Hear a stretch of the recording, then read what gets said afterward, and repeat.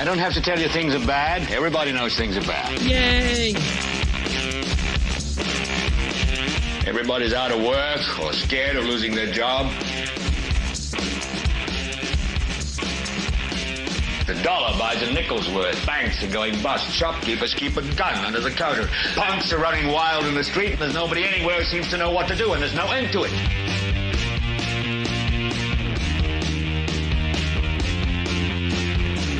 The air is unfit to breathe, and our food is unfit to eat. And we sit watching our TVs while some local newscaster tells us that today we had 15 homicides and 63 violent crimes, as if that's the way it's supposed to be. We know things are bad, worse than bad. It's like everything everywhere is going crazy, so we don't go out anymore.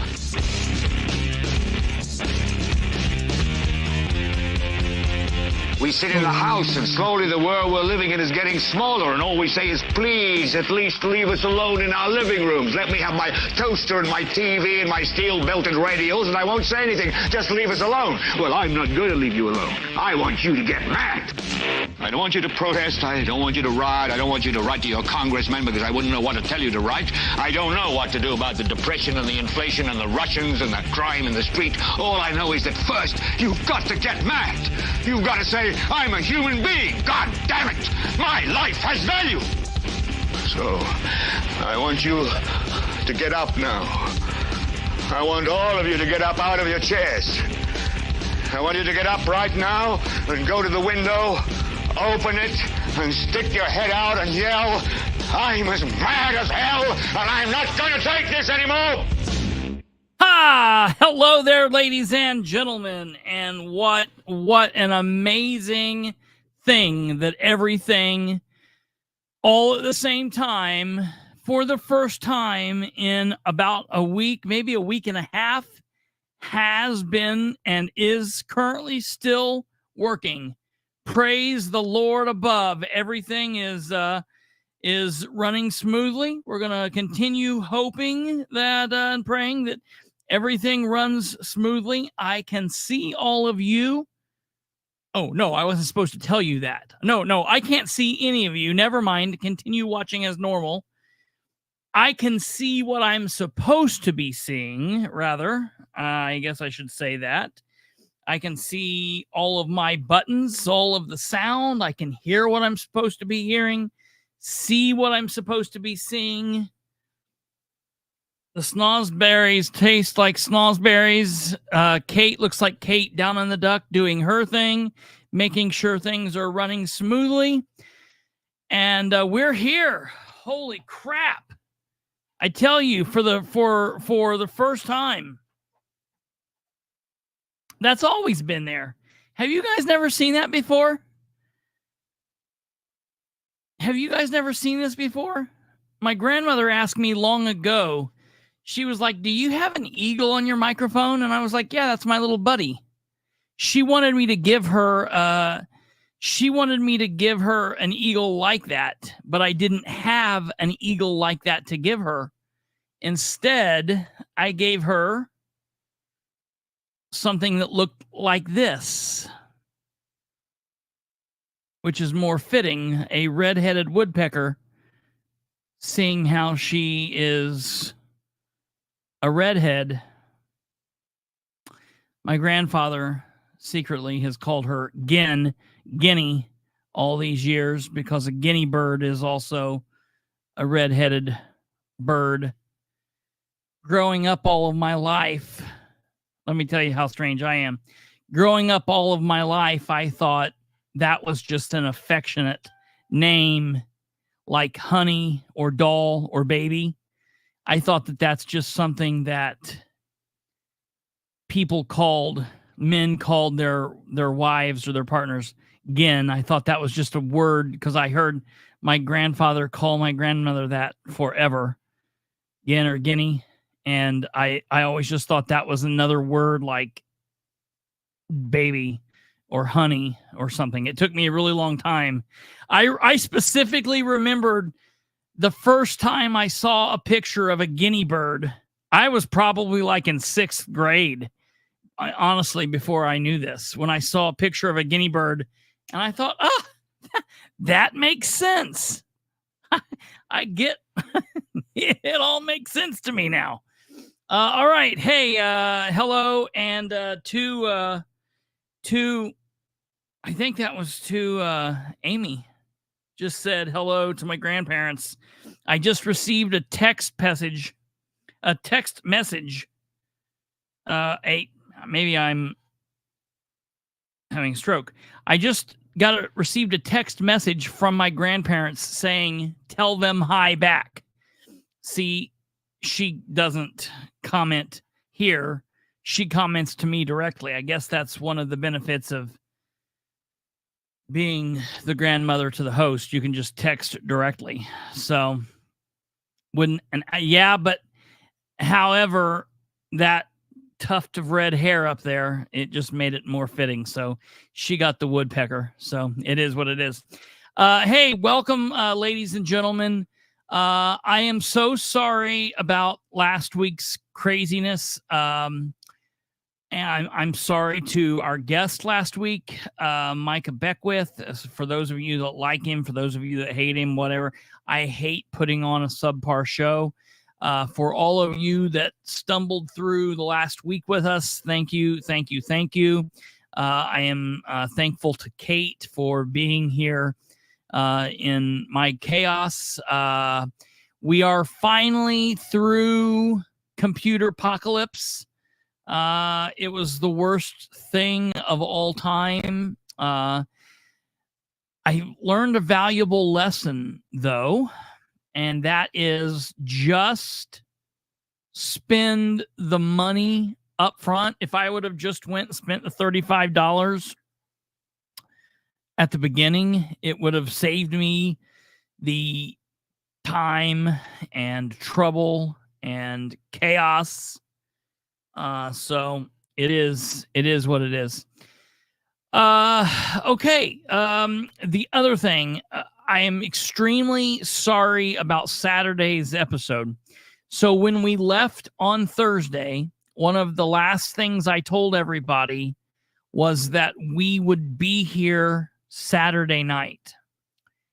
And when it became apparent that we were not going to be here Saturday night, first of all, I'm going to tell you this. Friday night, I went and spent time with my grandparents and spent some time with them out there and did that thing.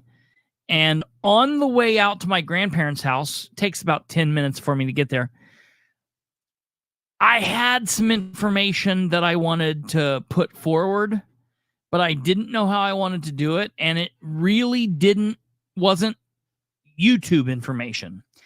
It was mostly information that belonged to, in my opinion, the people that are the long-time listeners, people that have been here from the beginning from Facebook.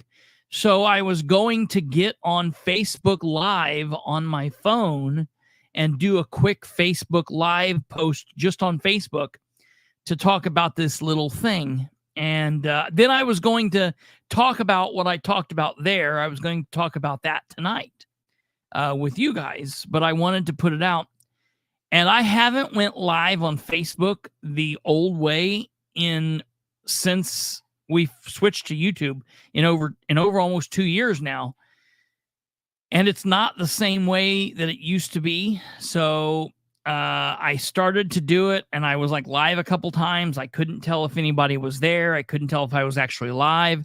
So then I just said, screw it.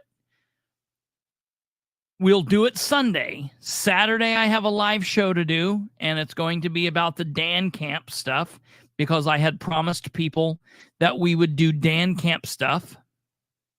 But basically what happened was I got flustered with how the Facebook crap happened. I had got flustered with all of the tech crap all week last week.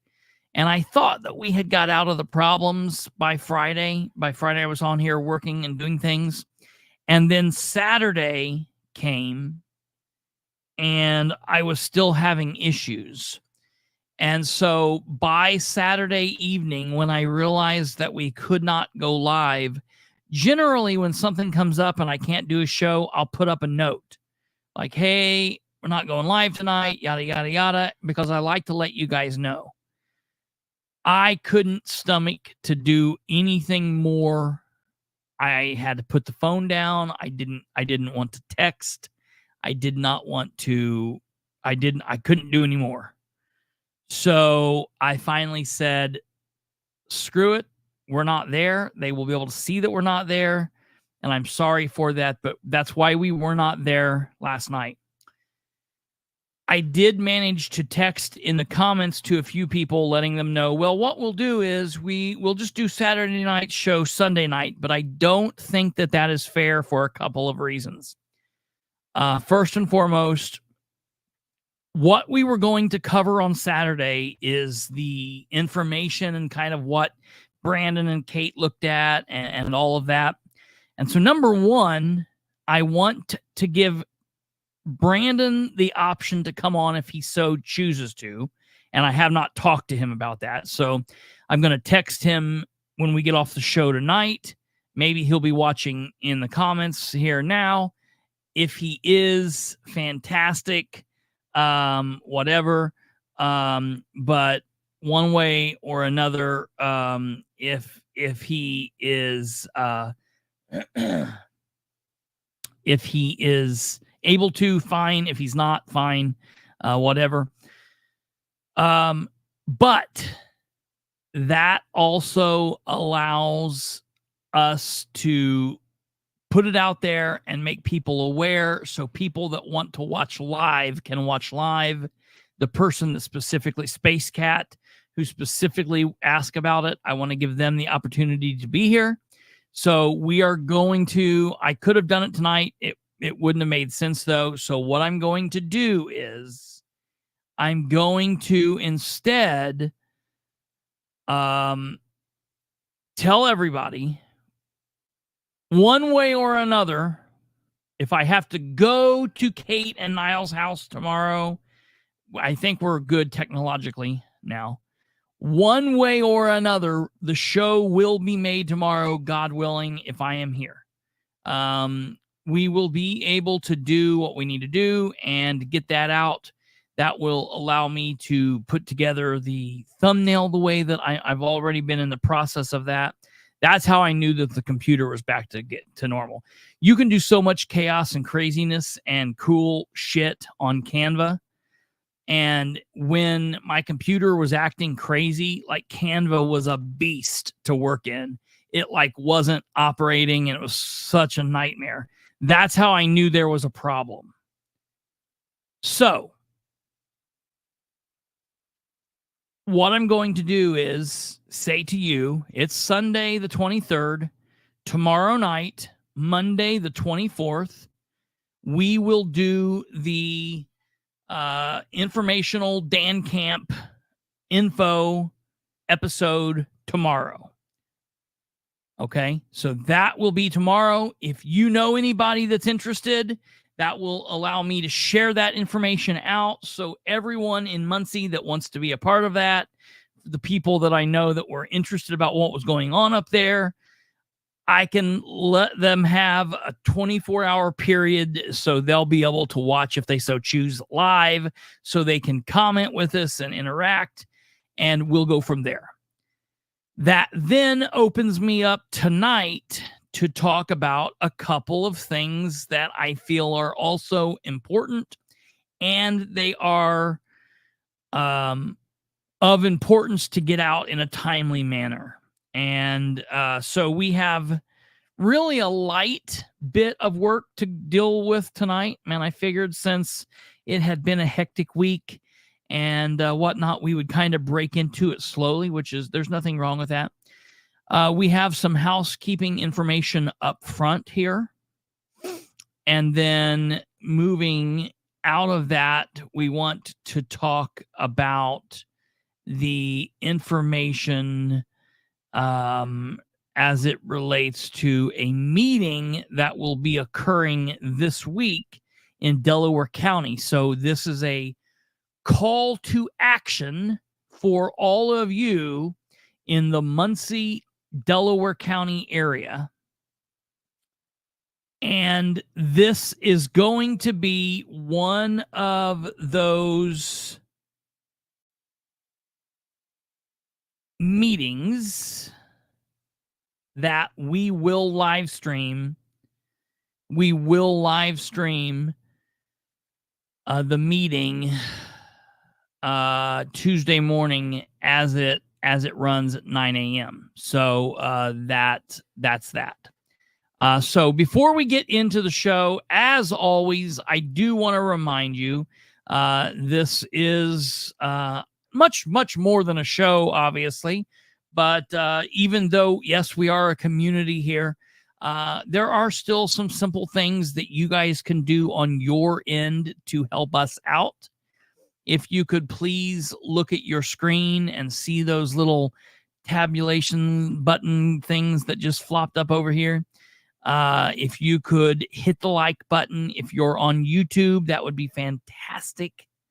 If you're here and you're there and you can do it right now and remember it, just go down and hit that like button and get it out of the way.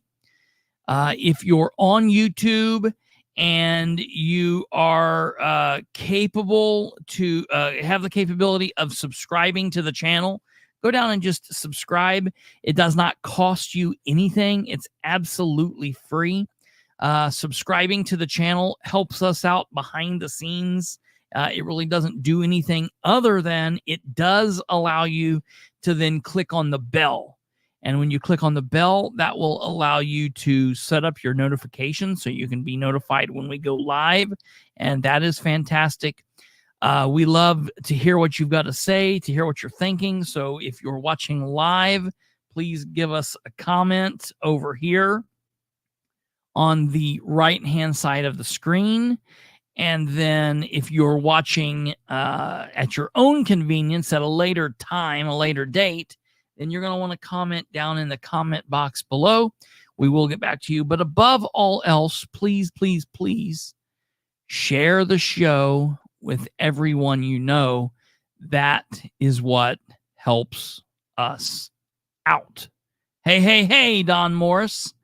I hope you and yours are doing well. I see you're tuning in on Facebook. We love you wherever you're watching from, whether you're watching on Facebook or if you're watching on YouTube or if you're watching on wherever. So we appreciate that. We would highly recommend those of you who are normal everyday watchers, if you are someone that watches frequently, and specifically if you watch frequently live, we would highly recommend you watching from the YouTube aspect, just because that is a better experience for you all. But we appreciate you from wherever you watch. That's all that matters. Okay. So now the housekeeping issues that I want to get to the bottom of, and this is what I was going to go live about on Friday, and I've talked about this a little bit on here. I've talked a little bit about, I love that. Hey, I understand. You got to do what you got to do. I was just talking about him. Maybe we need to work on getting him on. We're talking about possibly seeing about having Brandon Rudd on tomorrow, as we talked about the Dan Camp info. So we'll have to see if Mr. Rudd will be available. If not, it's okay. But yeah, we'll have to talk to him. I was going to email him or message him rather after this episode was over. Okay, so the housekeeping issues that I wanted to get into, this is what I was going to go live on Facebook about, was yet again over the last part of the week into the first part of the weekend, I was thumbing down through Facebook, as I will often do. First of all, how are we doing sound-wise? Am I low? Am I high? Am I good? Am I, all right, Kate says I'm good. I did go back and listen to that audio from the other day, and I could definitely tell where I was low compared to Kate. And so that was funky. Sounds like shit. Now, I don't know if he's being serious or if he's just being Ryan. So who knows? Oh, he says, just kidding. Okay. Well, good. Now we know. Now we know. Put some bass in it. Yeah, right. No, okay. This is what I was talking about the other day, and this is very important. So we've got two important things that we're going to cover. One of these important things that we're going to cover is dealing with Delaware County Council, and so I'm glad that Ryan is here. I don't know how long Ryan can stick around for, but hopefully he'll be around here because this will be an important episode for him if he can stick around here just for a second. So the housekeeping information, I was thumbing down through social media, and I saw somebody that I am not friends with, not like personal friends with. We are not, I wouldn't even really call this person someone that I am an acquaintance with. I don't think that this guy is a bad guy. I think he's a good guy, probably a good husband, good father, good businessman. We just run in different circles, and I don't know him as an individual. We don't know each other. There's lots of people out there in the world you don't know, and I don't know. That being said, our paths have crossed a few times, and they've crossed a few times because we're both interested in what goes on locally, politically speaking. I would imagine he cares about what's going on at the state and federal level. I get the feeling, I think that we're on opposite sides of the political spectrum, which is perfectly fine. I get along with all kinds of people like that. But it was what he was saying about the local side of things that really kind of concerned me. And on top of that, it was what the others in the comments were saying. And it's like it makes me feel like I'm beating my head against a wall. So I said, okay, here's what he wrote. And I'm not knocking him for this. I'm not beating him up. I understand what he's getting at. I say it every night. But it's frustrating, and you'll understand why. He says, watching local government meetings on YouTube these days. And I don't know if there's some commentary that he's trying to convey there, if that's like frustrating to him, or I think it's a good thing. I wish they would also run them on social media pages as well. I wish every government entity would have its own Facebook or Twitter page, or Facebook and Twitter page, and I wish it would run all of the shit there too. They should be meeting us where we are at, not making us dig for them. So he says, watching local government meetings on YouTube these days, so many groups and organizations ask for money. That's very true.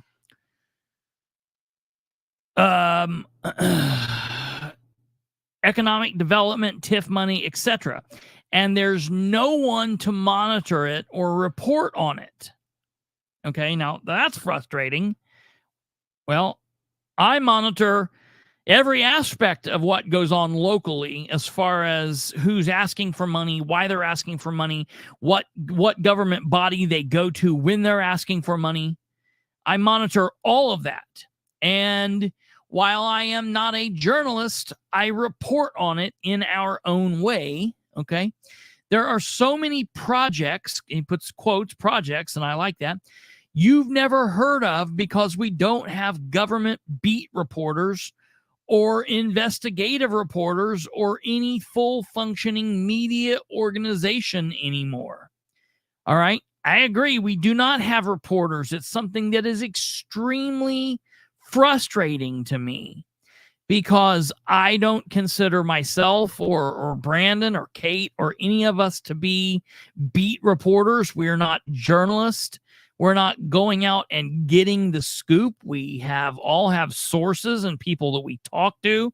We all have people that reach out to tell us things, both on and off the record. But in a lot of times, that's information that's getting to us sometimes quite by accident. Like, in Brandon's case, here, this is quite a hobby to him. And so it's something that he's concerned as a concerned citizen, and he likes what we do.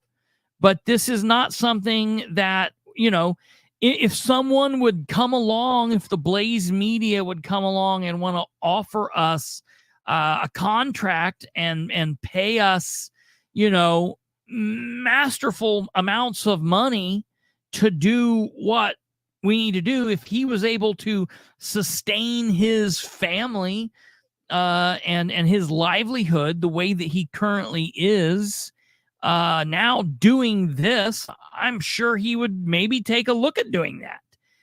But we have not got there yet. And so maybe we'll get there. Maybe we won't. Kate has another job besides this, obviously, and a family and all of this. And so a lot of this is done because, above and beyond, a lot of this is just like what we feel is our duty, to do what we need to do. And beyond that, then turning it into something where, we can get a little bit of money to put back into it and to put back into the gas and things like that. That's cool. Okay. But that being said, to say that there are no organizations, first of all, like I can think of a ton that are not, I can think of a ton that are, maybe not specifically my my cup of tea. Maybe they are a little bit left of me or whatever. And, so I get it. Maybe people's not interested in that, but there are organizations out there. And I think that that's, I think that that's important for people to know that you've got to go looking for it. Like, for example, I will just give you a for example. There is a page. We've talked about them on this platform before, and they are definitely more liberal. They are a liberal organization specifically. I'll just say that as it is. Definitely far more liberal than I am, but they have covered things in kind of a fair and balanced way as well. And that would be the Muncie Post Democrat. Okay. One thing, whether you like them, whether you don't like them, whatever the deal is there, one thing I can tell you is they do have a part on their blog where they list local journalism. Now, in this box, it has the Star Press, the Muncie Journal, the Ball State Daily Mail. Look at this. It says Christopher Bilbrey. Holy crap. I'm a conservative voice, and I'm listed here. Wow. Chris Fluke, Brian Preston, Seth Slayball, Todd Smeckens, Brad King. That's, look, I got to be honest. I'm pretty impressed that they've listed me on this. I'm happy that they have. I'm happy that they've done that. Anytime I've talked about something that we've used conveying them. You can see Kate's put the link to their page down there in the description. And I think that anymore, somebody that's just getting their information from one section or from one area, you are going to be sadly misled. Don't do that. I'm not asking you to look here and look here only. I want you to look all over the place. And if you're considering yourself one part of the spectrum and you're not taking in any kind of news or any kind of information from the other side, you are misinformed. You are misinformed. If you're a conservative and you're not looking at the news and information from the liberal perspective, you're going to be a worse conservative. If you're a liberal and you're not looking at what the conservatives are saying, you're going to be a worse liberal than if you were looking into that. You should know, quote unquote, know the enemy, right? And so maybe we don't have newspapers anymore. Maybe you don't have the capability of picking up and reading from the hard print the way you have to. Maybe you've got to listen to podcasts. Maybe you've got to watch videos. You have to do a little bit of work and a little bit of, digging from your own self. That, or you have to be willing to go to the meetings yourself. You've got to be willing to put down the remote and not watch this week's NCIS, and you have to watch the 2-hour Muncie Redevelopment Commission meeting, or you have to watch the last month's worth of Board of Works meetings. The problem is, if you're not watching them as they're coming in, you're getting behind. Okay. So sometimes it's easier for you to take your eye off that ball and go on with this and maybe just catch this program. Okay. Catch this program where you can put it in your ear and listen to it. You don't have to watch 90% of what goes on here. You don't have to be able to watch the screen. You can walk about the house and or work or whatever, put it in your ear and listen to it. You know what I mean? I purposefully try to run this mostly like radio because that's kind of my passion, obviously. That was kind of the whole point of everything, was driving toward a radio career.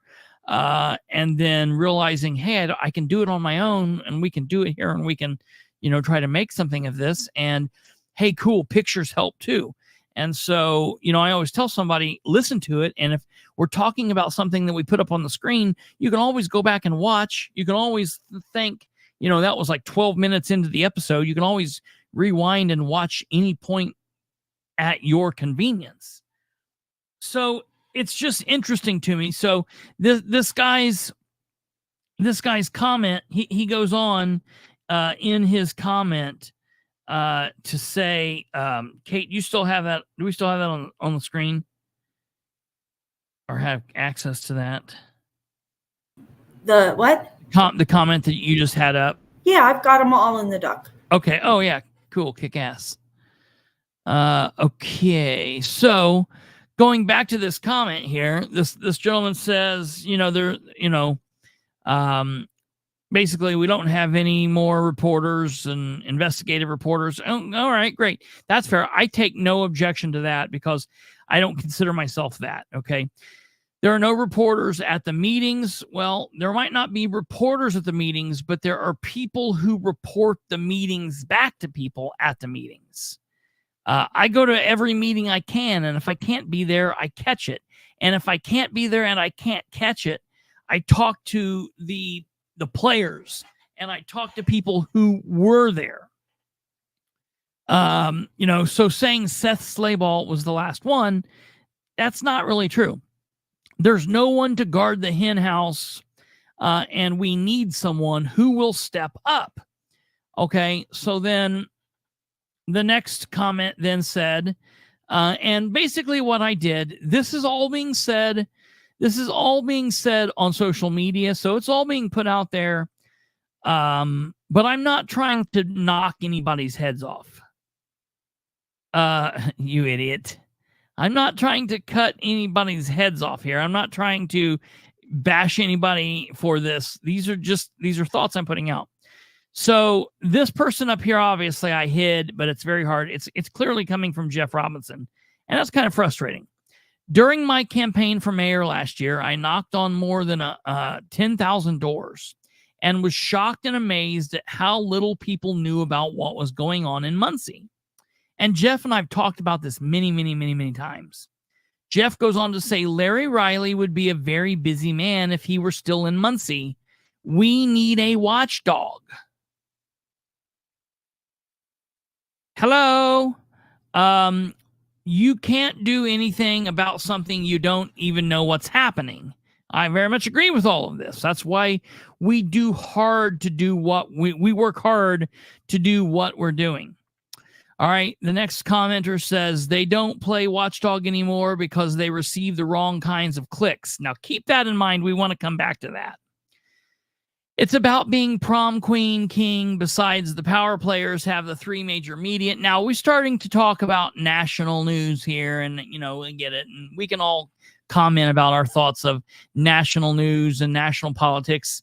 Everybody so far has been talking about local happenings. Okay, we're not talking about. I'm not going to be able to compete with Fox News or CNN or MSNBC. Okay, that's not going to be possible as it is. That's not what we're talking about right now. We're talking about the local stuff. All right. When I've got the chief investigative reporter from Fox 59 calling me, Steve Brown, and saying, hey, thank you for doing what you're doing. We are watching your stuff. They didn't start doing the Sproul stuff until we were hammering it out. And you know why they started doing the Sproul stuff? Because you guys out there were sending Steve Brown and his team our videos. You guys were sending our links, and I love that. I didn't know Steve Brown. When Steve Brown called me, it took me a second to put the name in the face and to who he was. I then knew who he was, but I didn't, when he first called and my phone said Fox 59, I didn't know what it was. And he said, we have been inundated by people sending us your links. And I'm like, oh, that's really cool. So I think that's fantastic. I appreciate that. And like, Amy, I want to meet Kid Rock says, I know how hard, that she works to send out information and talk. And yeah, absolutely. Okay. We'll see. And so I love that. And I appreciate all of the work that she and the others doing that. I think that is fantastic. I love it. I love it. I love it. Now, I want to say, I understand it's hard. It is hard to just speak to any given specific one of you, because look, I know that there are people who could beat up on you because you share a Kristopher Bilbrey podcast. You share a video that Bilbrey's beating up on the city clerk. And I understand that maybe I'm not everybody's cup of tea. I understand that maybe everybody doesn't like my approach, or maybe everybody, somebody wishes I would be a little bit calmer. Listen, the Mouthwash podcast is out there. If you want to go listen to people, and it's a fun time, if you want to go listen to a fun time political podcast where they're talking to people and they want good guys to win. And they're going to give everybody a voice. But they're not going to push on these people and say, like, why are you doing this? Why won't you do this? They are not going to stand toe-to-toe with Ridenour and say, you're not being the person that you promised you would be. They're not going to say, like, I'm friends with Matt Kantz on county council, but sometimes he acts like a bitch when he's on the county council. Which side of the fence do you ride, bro? Get off the fence. Doesn't that hurt? Mouthwash isn't going to say that because that's a little, and look, I get that might not be everybody's cup of tea, but if we're going to be honest, if you're talking about wanting a watchdog is not out here patting Matt on the head and saying, okay, keep being yourself. When Ryan's gone in a couple months, you just keep doing your thing. Our county council meetings are going to be going from an hour and 30 minutes to 35-minute long meetings because everybody gets their running orders the week before.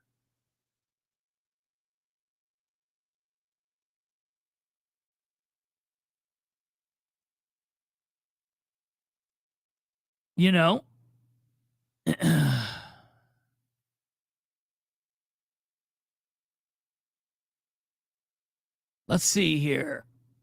Wait, pull back Tweety Bird's.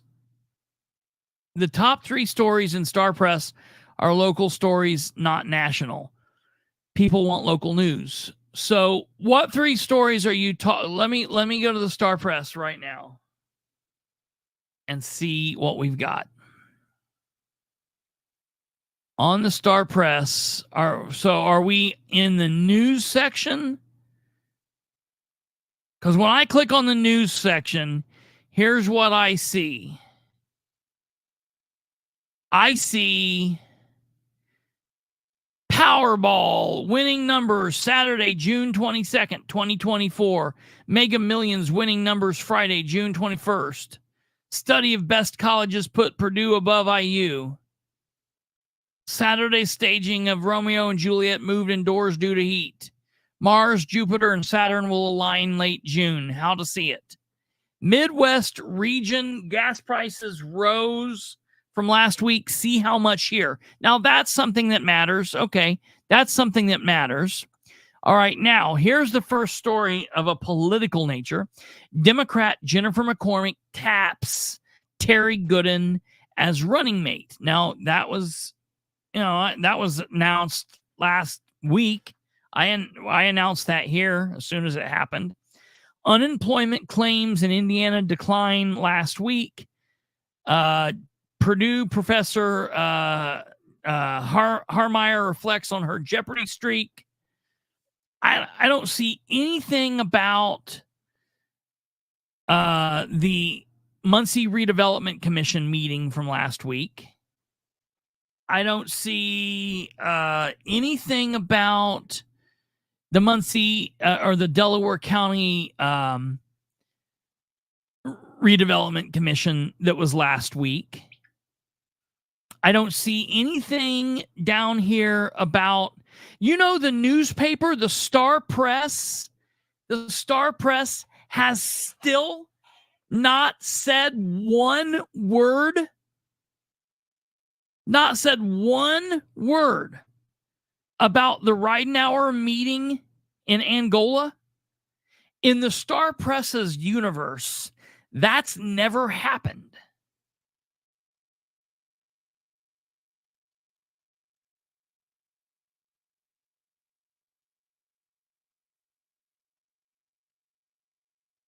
Where are you seeing this? Here, let me show you what I got. You can tell me where I need to go.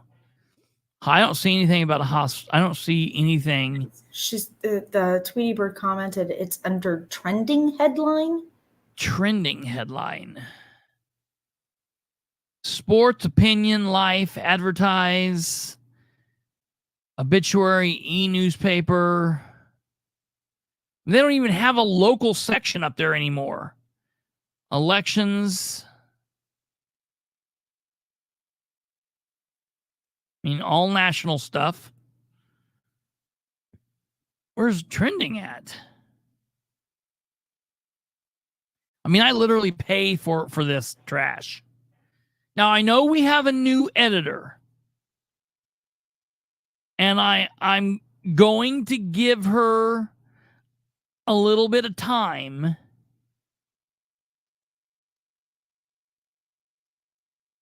for arrested at party. Okay. But again, that shooting that happened at the party was like Thursday night. It's Sunday. They were arrested Thursday into Friday, or, Friday into Saturday, like, all right, that's pretty serious. That shooting thing's a pretty serious deal. I'm okay with that. But again, the last three things that I've seen from people on the local level putting out in social media world, we need watchdogs. We need political. What I'm hearing from people is people are saying we want local coverage of what's going on. Okay. So maybe I'm just saying, if people look hard enough, if we as a community push the story out there, I've always told people to say, hey, check this show out. This covers what happened yesterday at all of yesterday's meetings. I don't really like the guy. He's an asshole. Or, I don't agree with him, most of the stuff he says, but at least he's covering what's going on in the meetings.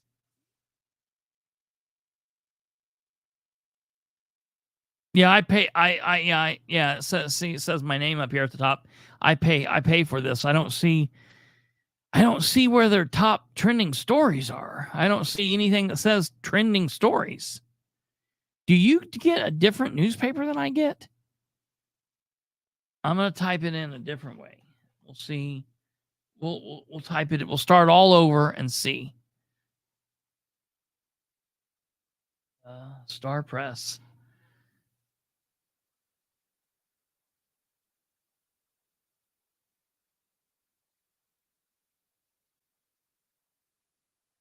That Space Cat, that would be interesting. Yeah, and you know what? Let me tell you.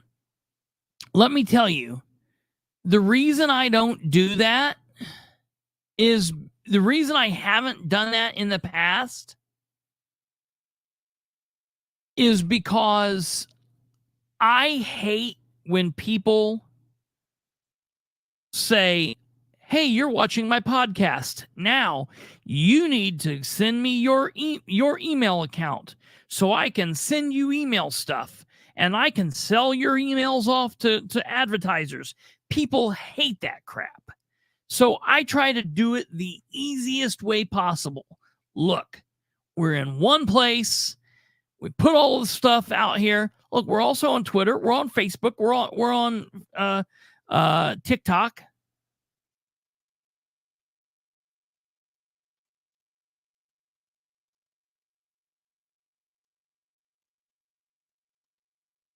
Could I make what into a PDF file? Look on your phone, Chris Bunner says.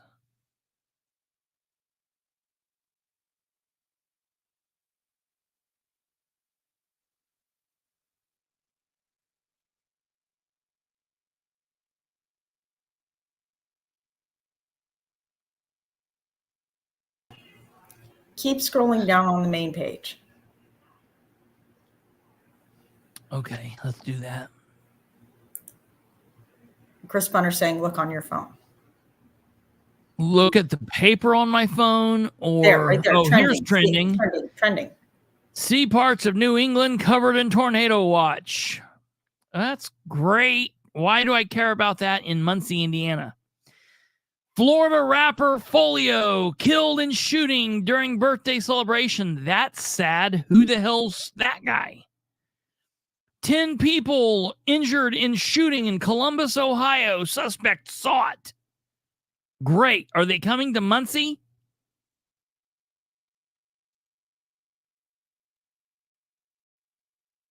Lyme disease.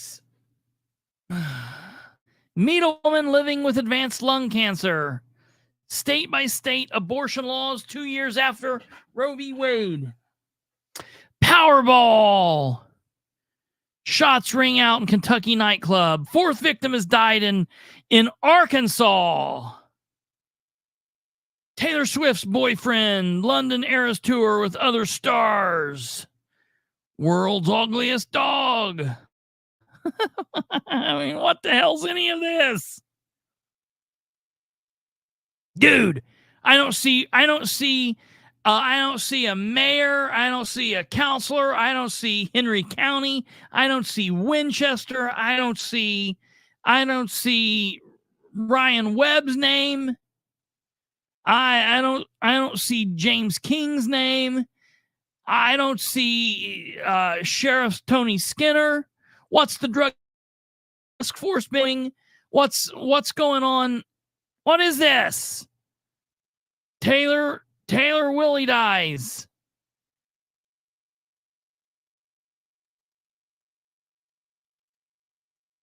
Catherine Zeta-Jones.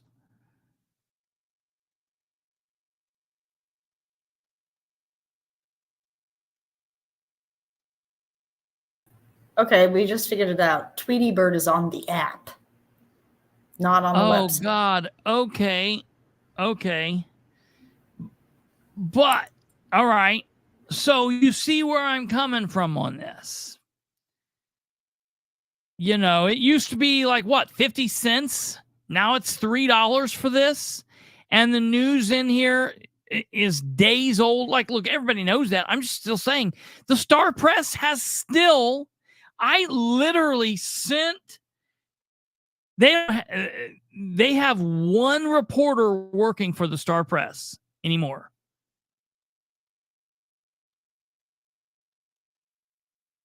Are we a little laggy?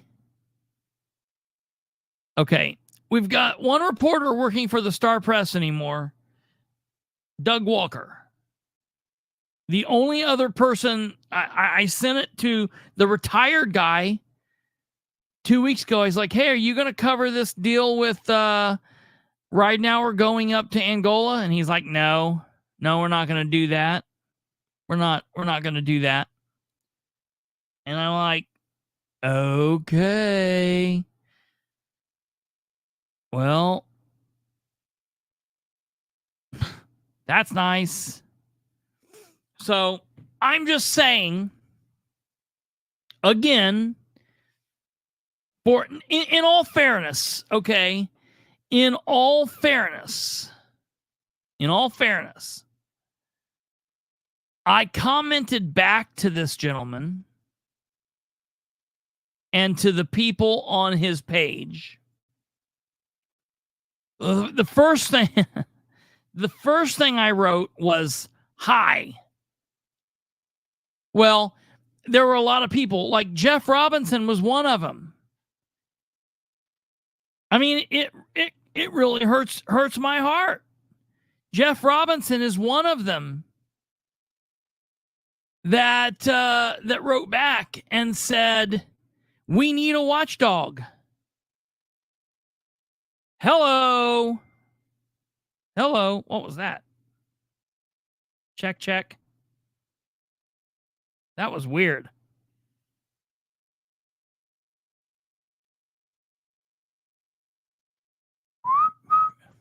We had like some major feedback there. That was really strange. I don't know what happened. But I was like, hello, we're here. And nothing has, nothing's changed here, Jeff. I'm still here, bro. Anyways, oh, I know what it was. It was, that's hilarious. Oh, that's amazing. I said hello at the same time I got a ding and it sounded like feedback. I was like, what in the hell? I thought my hearing was going. So after I wrote the hi in there, just kind of being a smartass, like they all kept saying, we need if only someone would step up. And they were on there saying, like, I know that we're not going to get exactly what we want, or it might be this or that. If just somebody, anybody, please, if anyone would just step up. And I wrote, hi. And to his credit, and I will say the reason I said this is somebody that we've ran, we're not like friends or whatever. There have been times we have actually been combative because we've been on different sides of things. And so we have been kind of combative. And so I didn't know how he would take what I said. Like, I kind of thought he would get on there and be like, yeah, but you're an asshole. You say a bunch of stuff and, who knows, nobody likes your tone or how you act. This is what he had to say. It's the mostly impartial part, I think, is missing locally. You obviously have a following for what you do, and you are filling a void. And I appreciate him saying that. And understand, this is not oh, boo-hoo, I want you to like me. I don't give a shit one way or another. You like me or don't like me. If you want to know what's going on or don't want to know what's going on, because at the end of the day, it's local. You have a responsibility to know what's going on. And if the newspaper's not getting it to you and you're not finding it out anywhere else, you need to be calling up and asking. Nothing stops you from emailing your council members. I'm not special. I don't have any golden powers. I don't have any special pass. You've got the same press pass that I got. And I've got the same press pass that the people from Fox News have. I have the same press pass that the people at Channel 13 have. I have the same press pass that Ben Franklin had. It's called the First Amendment. It's called the First Amendment. All right. So we all can do the same things. And if you aren't getting the information from your newspaper or from me or from anywhere else, go ask these people. You stand up and say, this is what's happening. What are you pointing to? This thing that we got up here? You want me to click on that?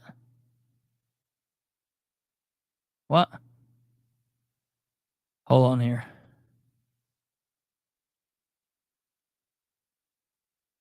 Yeah, I don't know what that is. I got to find out. I've seen some people been talking about that. I don't know.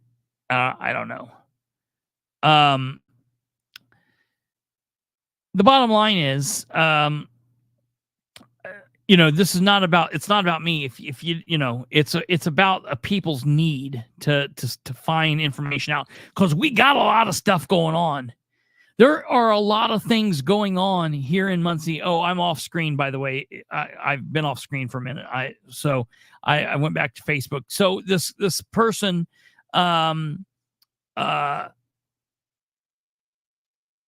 this person then writes back, I also think a broader range of issues and news needs to be covered, not just politics. And that's fair too. I agree. Going back to that one guy's story, that one guy's article, that one day that person said that he wanted to see sports. And I agree. That's big for people that's in high school and people that's in college. And you as a newspaper get a lot of advertisement from your sports page. And so having a loss in sports writing, that's big. I agree. So I commented back and I said, I do agree with this. That said, I'm always upfront with where I stand, but I hear everyone here calling for a watchdog. And I think a couple of things. First, I don't consider myself a journalist. I'm a political commentator. That said, I am constitutionally minded, and I'm a constitutionally minded man fighting for liberty. I push for transparency, communication, accountability, and honesty. The thing is, the Republicans loved me when Tyler was in office, and I had a lot of Democrats griping at me in my comments. Now that the Republicans are mad and busting my chops, while a lot of those Democrats have come around and are friendly with me. I'm just saying there are watchdogs out here. It's definitely different than it was in the 1990s and the 80s and the 70s and the 60s. Hell, we went from a 2-page paper. There was times in the 1940s and 50s that there were 3 and 4 and 5 papers going on in Muncie at the same time. But accountability is here if you want it. More importantly than that, we have to be willing to fight for it. You have to be willing to fight for the accountability if you want it. You've got to be a part of it. We received a letter from the Star Press that says the paper will be delivered by the post office starting July 15th. Is that good or bad? I've seen a couple people gripe about it, and I've seen a couple people be happy. I don't know if that's a good thing or a bad thing. The reason I heard that they're going to start doing that is because a lot of people were griping about the time that their paper got delivered. They were saying that their newspaper eddies, the paper eddies that deliver the paper, that's what you guys don't know that. Maybe I don't know. Maybe you do. The people that deliver the papers, they're called paper eddies. Paper eddy, like the name Ed, Eddie, a paper eddy. I didn't call them that. That's just a name they've been called. But the people that are the paper eddies. They have the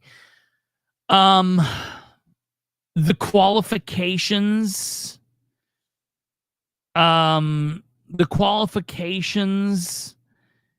that it takes to be a paper eddy is not much. You basically need a car and a driver's license. Maybe they check to see if your license is good. Just don't kill anybody while you're driving. So that's that. So the thing is, a bunch of people have said that the newspapers don't get delivered at the same time every day, and that's really thrown a bunch of people off. So one of the reasons I heard for why it's going to the post office is that most people's post is delivered within basically a same window of about an hour. Within this, you can pretty much set your clock by it. And that's one reason they've said. And then as far as the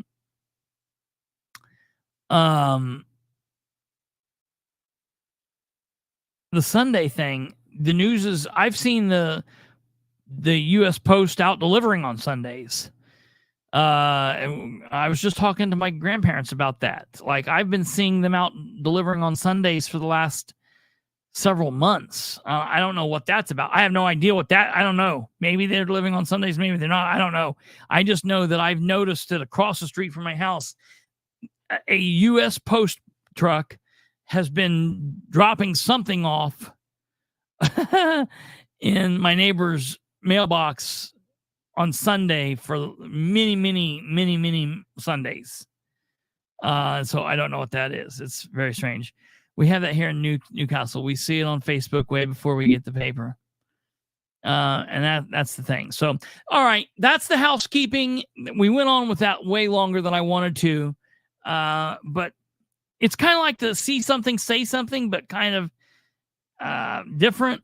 We say it at the beginning of each show, share the show with everyone. I really mean that. That's important. Maybe don't share us. Maybe share the Muncie. Share Dale's thing, the Muncie Post Democrat, or share Brad King's blog, or share somebody's something, or start something yourself. But we're all part of it, man. So that's where we are with that. Maybe share all of it and let people have an understanding of this is where you can look for a lot of different stuff. Okay, from there, we're now moving on to the call to action, and it's probably most important. Call to action, Delaware County. We've reached that time of the month, ladies and gentlemen. You know, that time of the month. It comes every month. Tuesday, the 25th of this month at 9 a.m. All right? Tomorrow's Monday. The next day is Tuesday. The Delaware County Council will be meeting on the third floor of the Delaware County building in the Commissioner's Courtroom.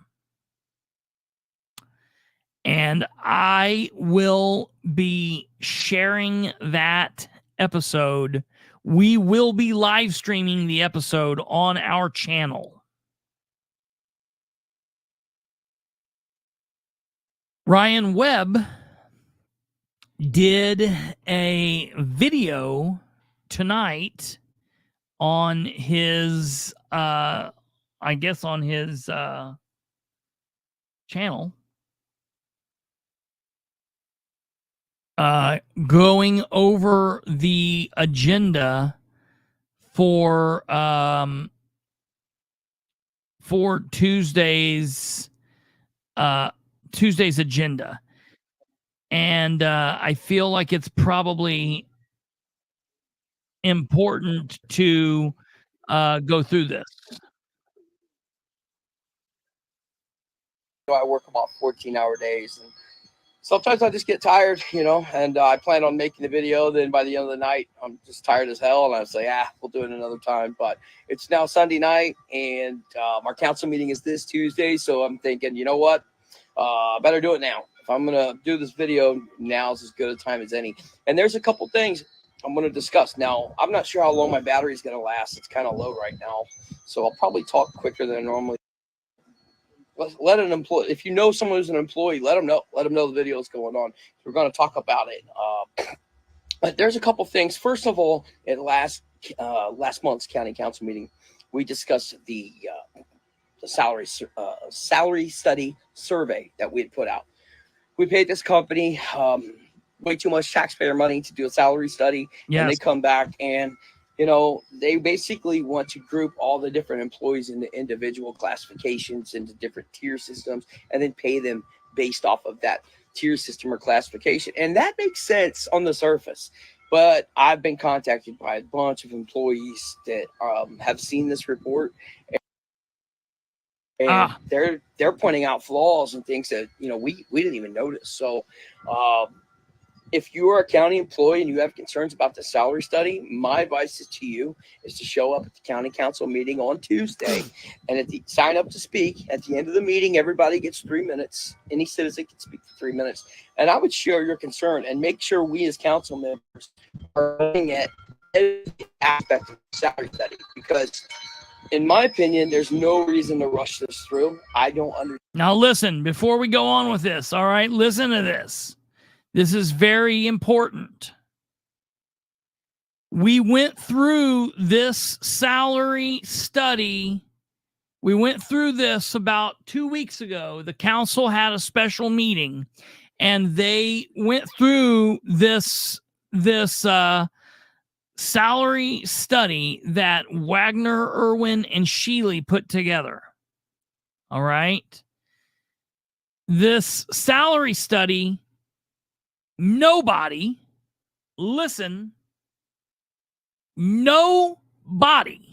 is saying this is a bad idea.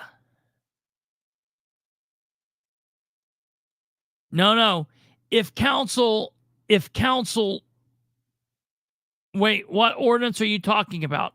Are you talking about are you talking about the salary? Are you talking about the salary deal? Because if they, it's my belief that if they adopt it, they will be opening themselves up to discrimination. Because what will basically happen is if at any point they give somebody, no, I think it's quite the opposite. If you look at what's happening, if they do, listen, bottom line says, when you have someone who's going to work, you should, in my opinion,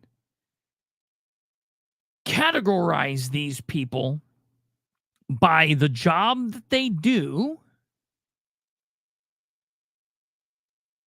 within the department that they are and in the amount of time that they have been there. So, for example, you don't say that someone that is an IT, let's say a secretary in the IT department, should not be seen or put in the same category as the man or woman that is out on the highway department plowing the snow. I also would not say that the man or woman that is out patching the road on DeSoto Road that works Monday through Friday from 8 to 4 should be seen as the same employee as a sergeant that's been there for 10 years that's in the jail. I think that those people should be seen as quite different people. I think that you should put everybody on the street department in their department, and then you should categorize those people by the jobs they do in the department and the time that they've been on the job. And that then when you're specifically the situation where we have some employees who work on a 40-hour work week, 40-hour work week, and we have some that are on a 32-hour work week. And if you're putting those people in a same group that they're putting them in, I'm just saying that we need to review this. We literally received this 2 weeks ago, and they're now wanting to push it through.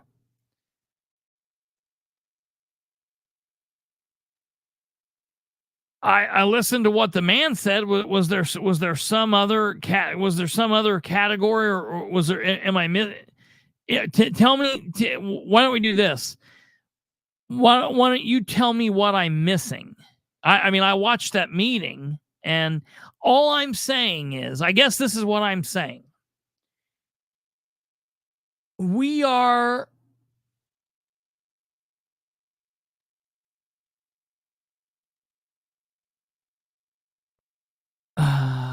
what?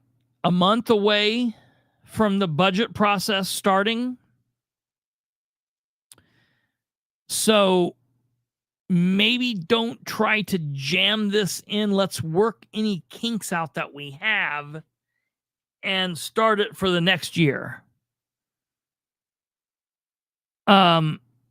September. Well, yeah, but in fairness, don't the department heads have to have their budget thing in either at the end of this month or the end of July? One of those two things. Don't they have to? I mean, that process starts like right here, right now. So that's that. I'm just saying, if they're the problem by the end of June. Yeah, okay. So that's, I mean, the end of June is 1 week from today. So I guess I'm just saying, basically, what we have to do is no new news on that deal. I'll announce that big time when that comes out. All I'm saying is, this just popped off 2 weeks ago. And it is a pretty major change up of what's happening. I think that they should listen to the employees. They should give them a chance to be there and be heard. The employees were not given a chance to speak on this at the last special meeting. They should allow the citizens a chance to be heard, and the council should really be given a chance to go through this. Maybe not in a manner that they normally do, because normally the council does not take time to go through things. They all kind of bobblehead. They look at Jessica. Jessica's like, yes, no. And then they vote the way Jessica votes, or the way that Ed wants them to vote, or, and Jessica goes the way Ed wants, or, so that's what they do. I'm just saying, I'm not totally against this. And to my understanding, I think Ryan's not even saying that he's against this. It's just a matter of let's let all of the people involved with this talk about this for a minute and make sure that this makes sense for the for everyone. Let's go on a little bit more with this and hear what's happening here. Understand the need to rush it through.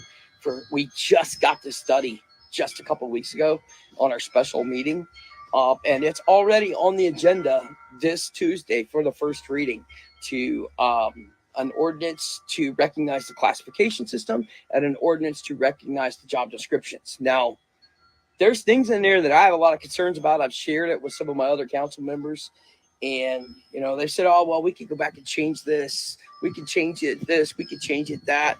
And my question, my response to that is, well, if we can change it, why are we rushing in to adopt these ordinances? I don't understand the urgency of why we have to adopt these right away. I like the idea of telling the company, hey, thank you for the study you submitted. We're going to study it. We're going to look at it. We're going to have a discussion with it.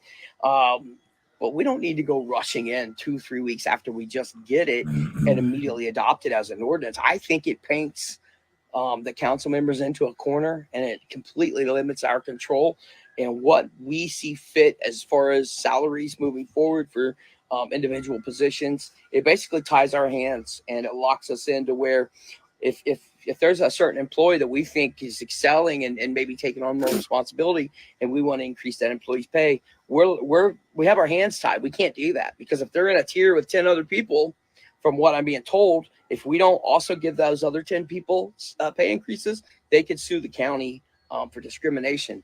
Now, I've complained about it over and over that my council is big chickens when it comes to defending ourselves in litigation. If there's any threat of litigation, the council will fold every time.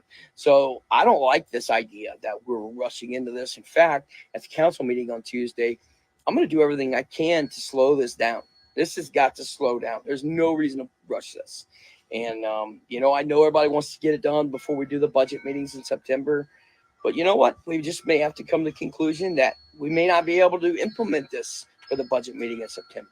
And I think everyone rushing to do that is we're going to make some mistakes. And, it is what it is. All I can do is try to raise caution, sound the alarm, try to point things out to people, and hope that enough council members listen. And we can just I'm not saying we completely do away with it. I'm saying let's just slow the hell down. Slow down. Let's look at this completely. That's what I'm saying. So that's going to be brought up. If you're an employee, you got to come and speak at this meeting. Troy Chester says, when do we start initiating AI technology? If you're interested in going back, and I'm going to go back when we're off of this video tonight, I'm going to go back and I'm going to listen. I'm going to go back and listen to the meeting from when this was put forward. And if you're interested in going back yourself and listening to that, you can do that by going to the YouTube page, Delaware County Government. Let me make sure exactly what it is. Yeah, Delaware County Government. Just type in Delaware County Government. It has the Delaware County's seal there. You click on the Delaware County Government page, and you can quickly go back to, if you go down to live, if you click on live, you can go to the June 11th Delaware County Council special meeting. It's a long meeting. It's 2 hours and 25 minutes long. But if you want to hear exactly what, and I'm going to go back and listen to it all ahead of the meeting. I'm going to listen to it tonight. You can listen to every aspect of that. Now, to go back, and Kate put it there in the comments there, so you can find that there. Now, to say that the salary study is coming because the reason is I don't see how this salary study protects them from, I mean, I'm assuming you're talking obviously about Ryan. I don't see how this salary study protects them from Ryan in any way. Ryan essentially is off the council in December. So, I mean, I don't see how this affects them there.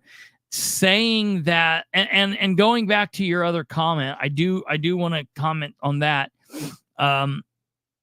Changing over to a new system is always a pain in the ass, and I absolutely agree. I also don't care about that. I mean, if the need is to change over, if there's a need to change over and the need makes sense and it makes sense to everybody, I'm fine with that. And the county just has to live with it and deal with it, and that's fine. I don't think that there's a need to just jam into something just to make. I'm going to tell you exactly why I think that this is easy. I'm going to tell you what it is. My belief is what this does. If you go back and you watch the budget process from Delaware County government from the last several years, I'm going to tell you exactly what happens. The council, primarily meaning Scott Alexander in the past, Jessica Piper, and that group, they do not like having to be the bad guy ever. They don't like having to make the tough decision. They don't like being transparent. That's the reason for years they fought having these meetings live streamed. I mean, for all of the people out there hating on Ryan, myself, a couple of other people, Rick Ginser, Ryan Webb, fought for the live streaming of these meetings. I have fought for the live streaming of the budget process since 2017, 2018. Ryan single-handedly started live streaming the meeting 2 years ago and said, screw it. If you're not going to live stream these meetings, I'll do it from my phone. So the council people, because, and I can tell you this because I've sat through the budget meetings. When the budget meetings would be happening and they would not be live streamed, the counselors would act differently than when they are live streamed. When they're live streamed, they are much more buttoned up and they're like, ooh, oh, ooh, oh. When they're not being live streamed and they're in there for 12 hours, there's an audience that's in there. But first of all, it's mostly just county employees. It's not the citizens. They tend to forget themselves and they start acting very much more loose and start being more real.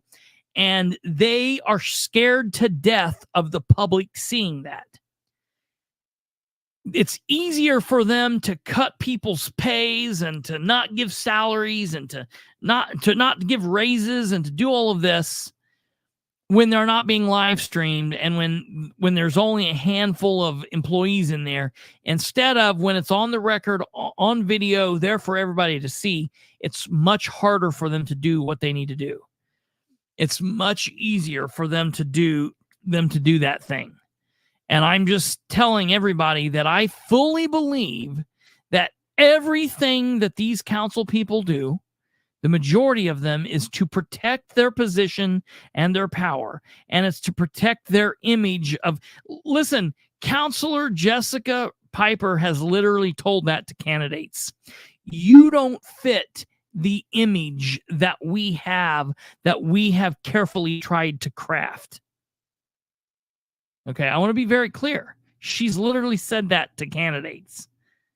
We don't want you to run because you don't fit the carefully crafted image that we've tried to put forward.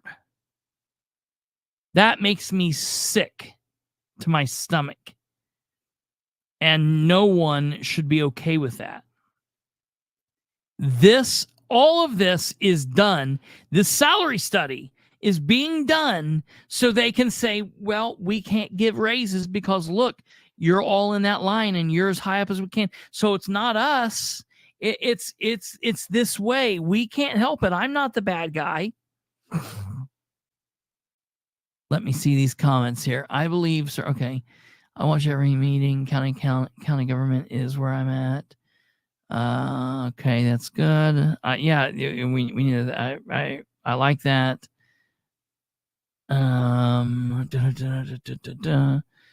There's others who may come along.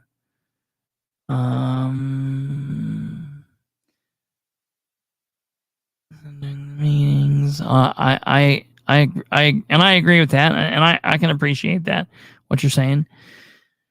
Keep in mind that the new salaries would cost an additional. Yeah, that's very important. That is very important.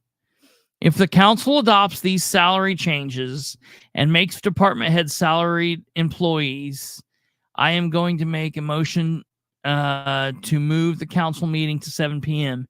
If everyone is salary, there is no excuse. Yeah, that's the other thing.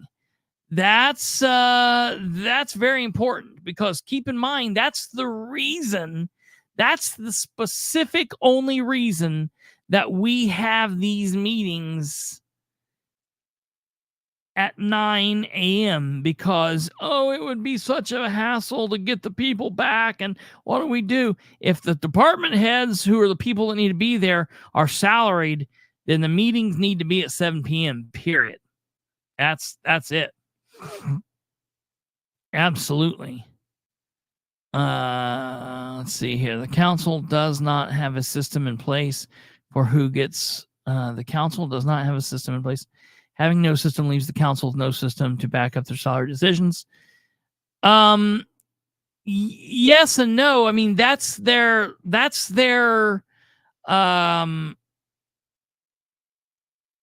job defined by state statute.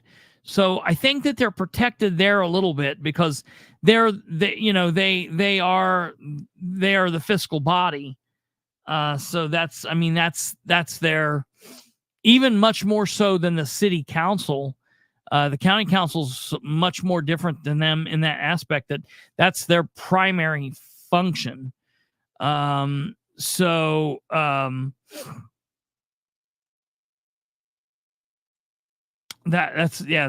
very, very, very important. It would be nice to be able to listen to what local council person makes. I agree with that. You can see it here, like here, can't you? Can you see it? Like you can see this that I'm putting on the screen, or can you not see that? Can any of you see it? Can you see it, Kate?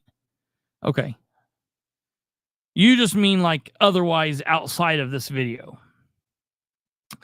One of the conditions of being a department head should be showing up to public meetings later in the evening. Don't take the position if you don't want to do that. Yeah, no shit. I mean, it's not like it's happening every day. It's not like we're requiring you to work third shift here. We're talking about one meeting a month. Come on. We're talking about one meeting a month, man. So yeah. That's, I agree, Space Cat. Hey, and I didn't see, you might not have been here from the beginning. Space Cat, did you get, or did you hear, were you here from the beginning? Or did you come on later?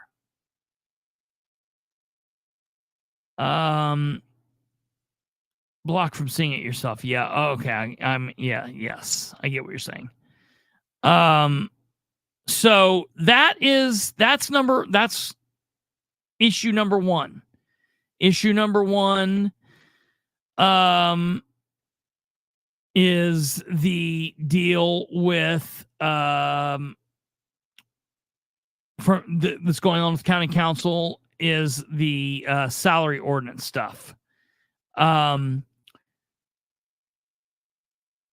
Number two, we're going to get to that in a second. And just, okay, so Space Cat, if you weren't here, I told you we were going to do the Dan Camp stuff Saturday.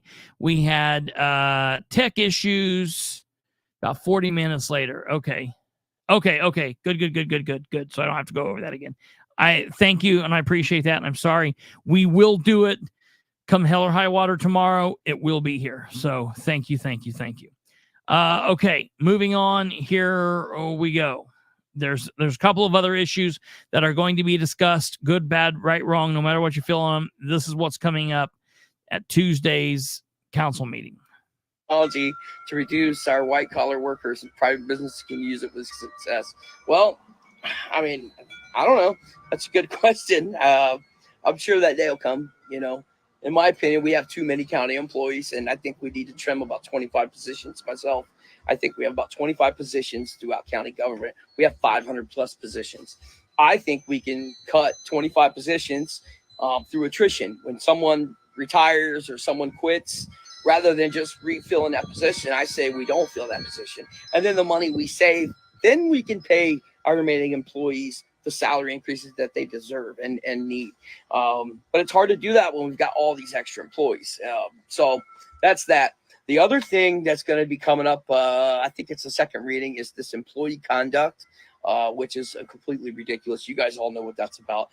That's trying to target me and limit my ability to speak the truth, to speak openly, candidly, and to always give you a straight answer no matter what.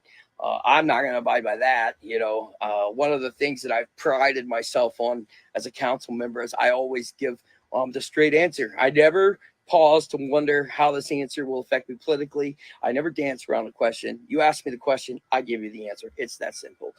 So this code of conduct, it's completely unenforceable.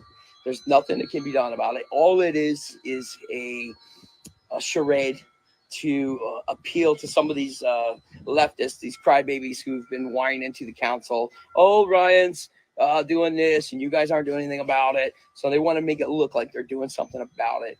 But it's nothing. There's nothing they can do. There's only a couple things they can do on there. They can, number one, they can do a public reprimand. They can say in a council meeting, Ryan, we disagree with what you said. I don't care about that. I don't, that doesn't affect me one way or the other. I already know most of them don't like me anyway. So them chastising me in a meeting isn't going to hurt my feelings. The second thing is they can censor you, which is to remove you from all your committees. Well, they've already done that. I'm already not on any committee. So can't really do anything there. So it's just a joke. It really is. It's nothing serious. It's just Mike Jones will be the first stamp licker to go. Well, I tell you what, I don't really think that position is needed. I've argued against that position for the last 3 years. I'm perfectly fine with Mike Jones remaining an employee of Delaware County. I just don't think that position is the one. I personally think Mike Jones's position is nothing more than a political favor, a payback to Mike Jones so he can get his retirement. You know, when you work for Delaware County for 10 years, you're able to get your pension. And Mike Jones was a council member for 8 years. So he had 8 years. So the commissioners did him a solid, made him the mail guy. And then they turned it into a full-time position. So he's got his last 2 years in. So he's technically qualified. He's made his pension. So yeah, I would love to see that position eliminated, or at minimum go back to part-time. And I'm sure there's plenty of good jobs that Mr. Jones would do a really good job at. He shows up to work every day. He's dependable. I mean, hell, if you can get an employee to do those two things, then the rest is, we can work that out. So I wouldn't argue against him being an employee. I think he'd be a great employee. I just argue against that particular position. So anyway, they're going to do that code of conduct. Now, let me tell you something. The code of conduct, it wants to limit our ability to have free speech. It wants to limit my ability to be able to criticize any other member of the council or to question their motives. Also, limit their abilities. For example, if somebody is voting a certain way, or if they're doing something and I do a video and say, well, they're doing this because Ed's influencing them or telling them to do it. By that definition of their rules, that would be a violation of the code of conduct. So I would never agree to that. I would never forfeit my right to share my opinion. So not only do I plan on not following it, I probably am leaning towards kind of pressing them on it every chance I get. Really, I'm going to hold their feet to the fire and just see how far they're willing to go to enforce it. So we'll see. Again, I think it's just nothing but a public charade to make it look like they're doing something. The other thing, if I tell you what, if they were being serious, I would 100% back it. For example, in this list of things you can't do, nowhere in this list does it say anything about the county council having an illegal meeting, a closed door meeting to predetermine the board and committee appointments. They were caught doing that. State Board of Accountants or public access counselor ruled against them, said they violated the open access law.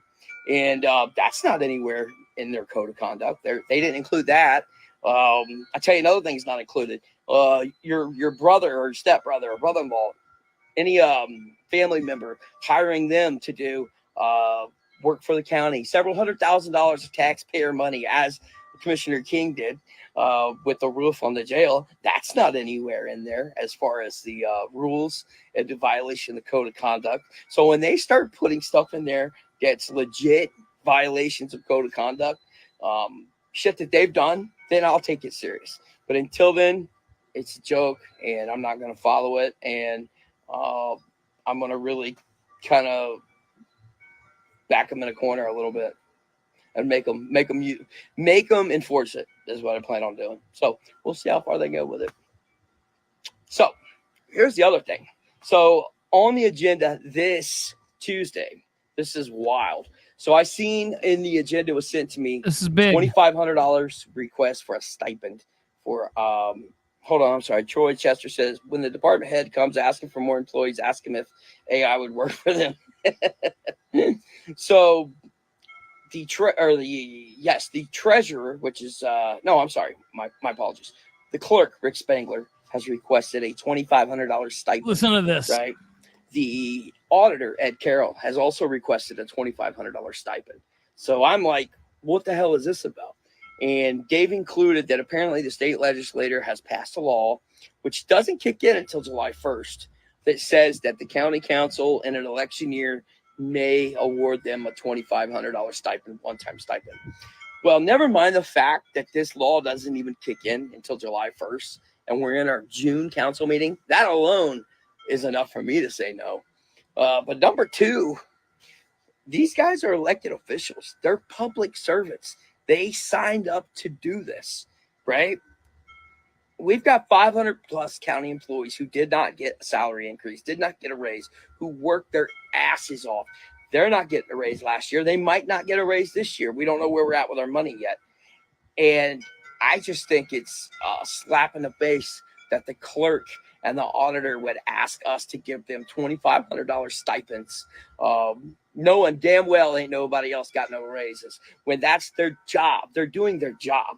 And I tell you what, if they're watching Rick Spangler and Ed Carroll, here's how you can get my yes vote for your $2,500 stipend. If we want to take some of that $7 million operating balance and give every county employee a $1,000 stipend, that's $500,000, and give Sheriff Tony Skinner back his $8,000 that he forfeited this year. That was his mandatory salary increase. The sheriff's salary goes up each year. The state controls it. Last year during budget time, Sheriff Skinner's salary was going to go up $8,000 this year. And because we were in a salary crunch, we were in a financial bind, the sheriff got up there and told the council, listen, I will forfeit my $8,000 increase. Now, look, guys, that's not a one-time deal. That's compounding. That means every year that moves forward, he has $8,000 less. And the sheriff's salary will be based off his 3 highest paid years. So it's going to, or his pension. So he's even affecting his pension. So for the sheriff to get up there, give up his $8,000 or whatever it was around $8,000. And then these auditor and this treasurer, or I'm sorry, the auditor and clerk to then come and say, we want $2,500 stipends for doing our job, to me is the biggest slap in the face ever. And I won't agree to it. And not only that, I think the sheriff, if the rest of the council members do it, they should give the sheriff back his $8,000, and they should give every county employee $1,000 stipend.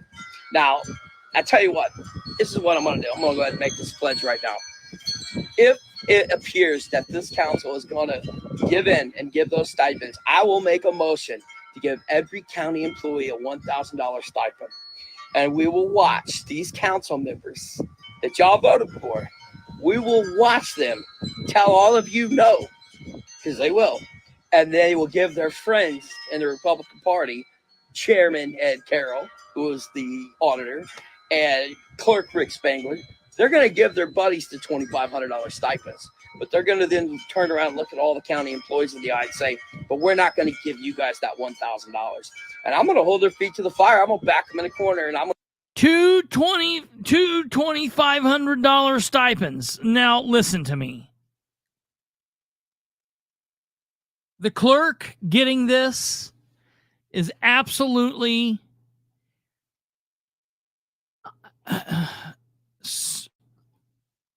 I'm conflicted about this, because the clerk knows when they run for the job of clerk that they're the clerk of the courts. But one of their ultimate and most important duties is they're the clerk of the election. They're the keeper of the elections. They're the chief election officer of each and every county. Rick is the chief elections officer of Delaware County. Now, he has had a deputy clerk that has been the elections clerk, and that's been Josh Tolby. Josh Tolby has been in that role, so he could do that job. So he could take the headache off of Rick. Now, he left and went to the auditor's office sometime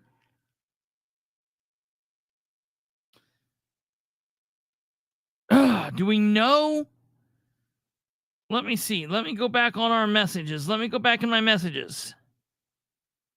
Let me go back here.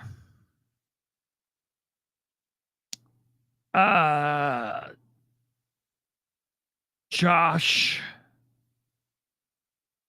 Tolby. Okay. So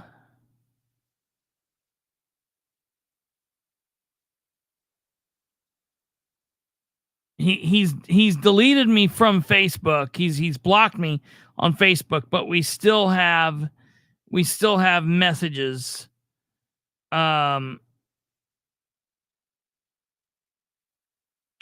And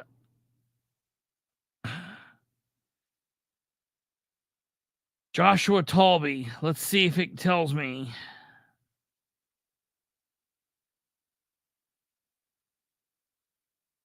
Let's see. Okay. Yeah, all right. January 3rd. I said, how does this work? He says, I'm no longer in the office. I'm moving down to the auditor's office. I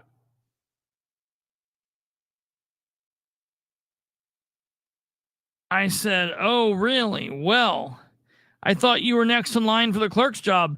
I haven't ruled anything out, but it was time for me to get out of that office. So something happened there. So that was January 3rd. So, whoa, wait a minute. So he's not been there since the beginning of the year.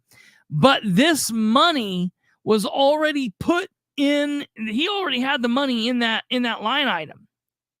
So as Ryan is saying here, the money could be transferred from that open position that was funded for the entire year. So this should not be a new amount of money going to Rick. I am not okay with this. They need, if for whatever reason, first of all, Rick is getting paid a salary that he should have known that he was going to be whatever that he was doing. But if there's some kind of a state law that allows them to ask for this, first of all, with the county hurting the way that it is and everything going on, I think that Rick Spangler should look to someone like Tony Skinner and not do that. But whatever. Let's throw Spangler out the window. Ed Carroll? Auditor Carroll? The auditor's position has nothing to do with the election, has nothing to do with this. I have no idea. Ryan, do you know what the state law is? Do you have that information? I need to find out what state law this was, and I need to find out what's going on here, because why they would be giving this to the auditor, I have no clue. And I need to know if it is a may or if it is a must. If it is a shall. If you can get that to me, I would very much appreciate that, because I would like to read through that. We're almost done here. Let's just finish the rest of this out here. I'm going to make that motion.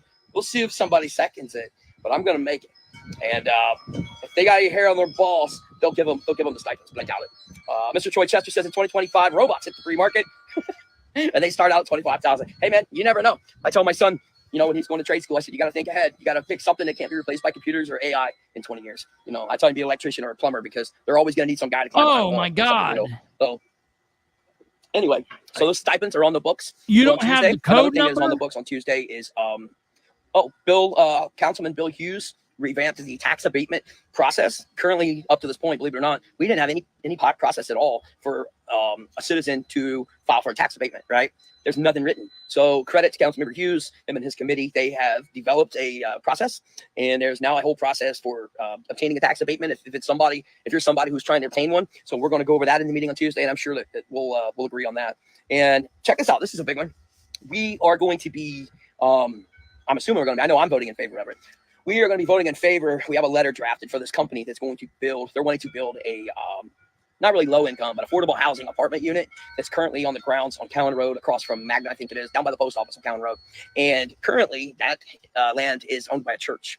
And I think the idea of what we're going to do is we're going to give them, through this letter, the green light, and let them know that we will sign off on a 15-year tax credit. Now, that's different than a tax abatement. It's a tax credit. It means they don't have to pay nothing for 15 years. They're going to build it. They're going to operate it, give low-income housing or affordable housing. Shut up, guys. Shut up.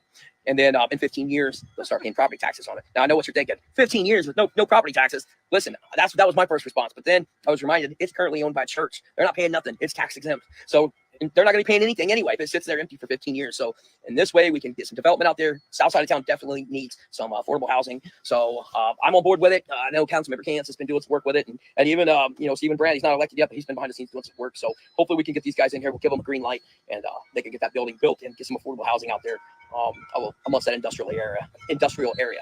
Troy says it's here on our backs. I'm assuming you're still talking about robots. We need to save money so we can invest it in our community's parks. Well, I'm a big guy. I'm a big parks guy. Matter of fact, I'm kind of pissed at the park at the end of Tilpon, I guess is what they call it. I'm kind of frustrated that's not done yet, because number one, I like the parks. Number two, I think that's a great area. We can have an urban fishing park, have that pond. I used to live in that neighborhood right next to it. And when I was a kid, we grew up out there fishing in that pond and, walking on the ice in the pond and being in the Buck Creek. So I'm looking forward to it. And thinking whoever's operating, getting his plane going. I'm hoping that, it's just a little bit of a delay. Maybe, I don't know, maybe this is how long it takes for parks to develop. You hear my idiot dogs in there acting stupid. But so hopefully, yes, I agree with you, Mr. Chester. We do need to invest in the parks. Now, I'm fortunate. I have Halsman Park here, and it's a wonderful park. And it's got a splash pad, a lot of equipment, a walking path.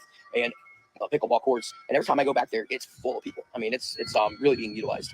I know that's not what everyone can say in their park, in their neighborhood, but we're blessed that our park's being utilized the way that it is. So, but back to the council meeting. So what all did I go over? I went over the code of conduct. We went over the housing deal. We went over the stipends that the county clerk and the county auditor are going to be asking for.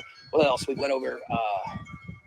I'm not sure if there's anything else in there, but I think that's about it. Now, the county councils did have their statewide county council association meeting Friday and Saturday. I'd initially booked my hotel in my in the conference, but then my baby's been sick for 8 days, had a fever for 8 days, so I ended up canceling my hotel on Thursday night, and so I didn't go. From what I understand, I think the only council members who went was Matt Canton, Jessica Piper. The weekend before, 5 out of the 7 council members, we were all down there at the state delegates convention. I'm happy to say that I voted for my friend Micah Beckwith. He was elected as lieutenant governor. Well, he will be once they stomp Jennifer McCormick in November. Micah will be the lieutenant governor with Mike Braun as the governor. So there were several of us down there, all of us except for as far as the council, except for Jim Mokel and Bill Hughes, and there was a big group of us that were all voting for Micah. And as you can guess, the establishment Republicans from around here, I think those guys voted for, they just follow orders, whatever the Republican Party told them to do, and I think they wanted Braun's pick.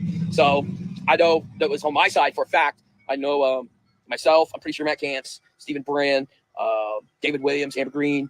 Who else was it? Oh my God, I can't even think of her name right now. I see her face, Janet Gernand, and her friend, I can't think of her, Kelly Tobin. We all voted. I know for a fact we all voted for Micah.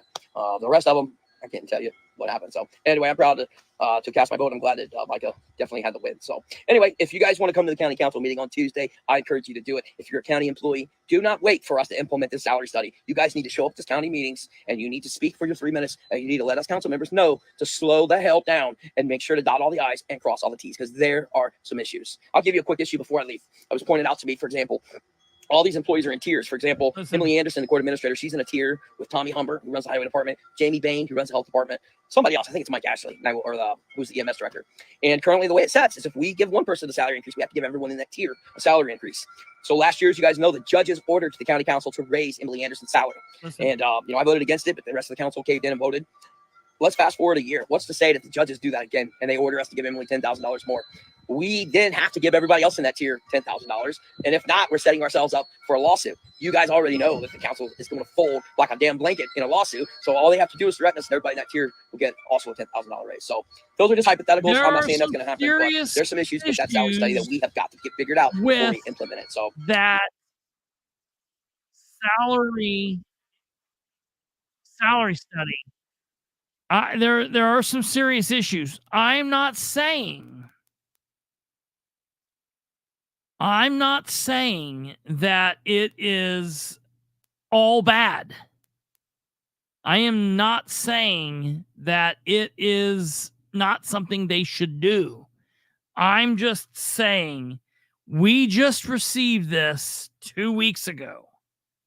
Let's just review it and make sure everything is right. Now, the last thing I want to say before we end on this topic is whether you like Ryan or you don't like Ryan, or whether you agree with the council or you don't agree with the council, no matter where you feel, stand, whatever on all of this, please be clear that it is my absolute 100% belief that this council is working to, in very short and quick order, raising the lit tax.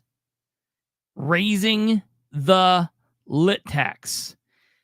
A council that is made up with 7 Republicans.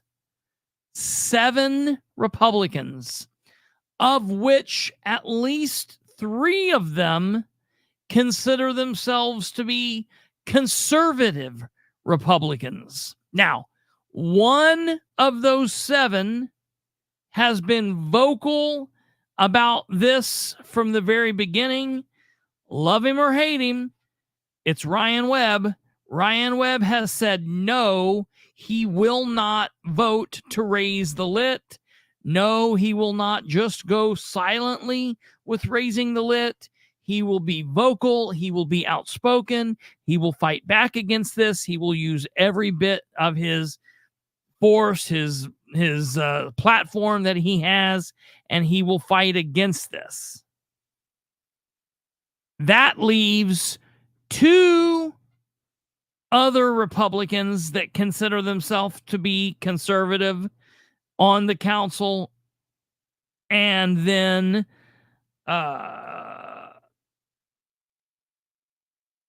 four others that are also Republican, but I've never heard them consider themselves to be conservative. They're just establishment, mid-level Republicans, middle of the road. And they seemingly want this, seemingly want to raise this. Ryan says the conversation behind the scenes regarding the increase in lit tax are absolutely insane right now. They are going to raise your taxes. You see what he's saying here? Ladies and gentlemen, citizens of Delaware County, this is the call to action. I'm telling you, Tuesday's council meeting is going to be hard to get to because a lot of you work, a lot of you will be working a normal job, a lot of you doing the good American thing. You're either working hard or you're sleeping, getting ready to go to work. You're raising a family, you're doing your thing, and I get it. I understand it. The council meeting will be live and open and open to the public. You can attend the third floor of the old Delaware County building, downtown Muncie. It's located at 100 West Main Street in Muncie. It will be live streamed right here on our channel starting at 9 a.m. Tuesday morning. We will be live streaming that so you can see it, and we will be discussing it Tuesday night. We will be discussing the council meeting and what happens and what's not happening and everything that goes into it. We'll discuss it all.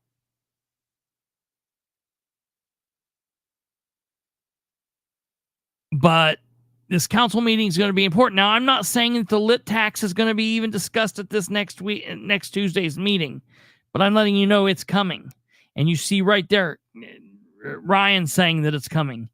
I'm telling you, folks, from everything I'm hearing from all sorts of sources, and just to put everyone's mind at ease out there in Republicanville in Delaware County, I've not talked to Ryan about this. I'm hearing it from other folks. So I'm just letting you know it's coming. So I just don't understand how everybody I talk to is like, and your council is all Republican? That you mean they're all Republican and they're doing this? And I'm like, yeah, they're all Republican. They won't discuss it at this meeting. They will need to pass the salary cap and then boo-hoo, need to raise the lit. Yeah, that's a very good possibility.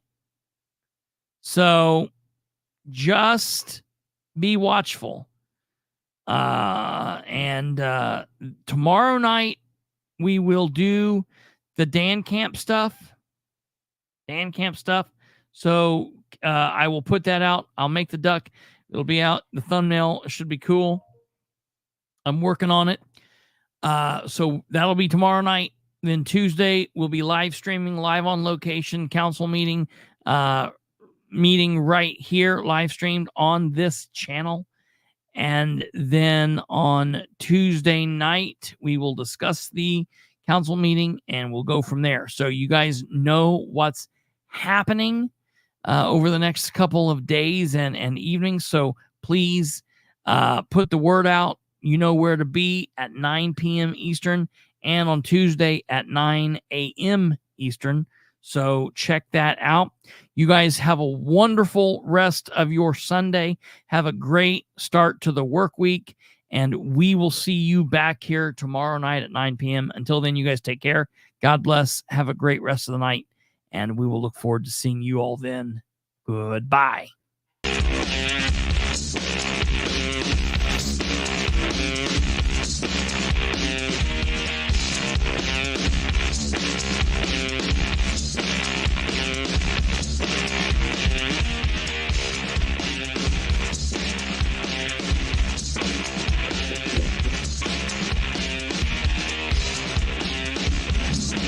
Oh.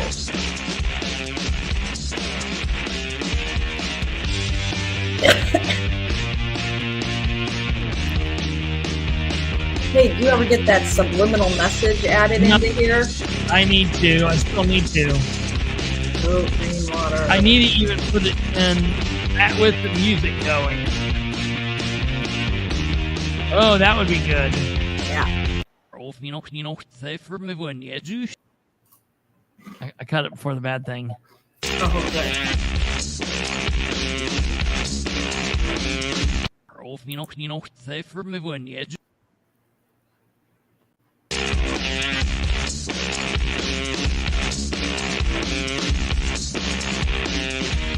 I don't have to tell you things are bad. Oh, Everybody no. knows things are bad. We did the wrong thing.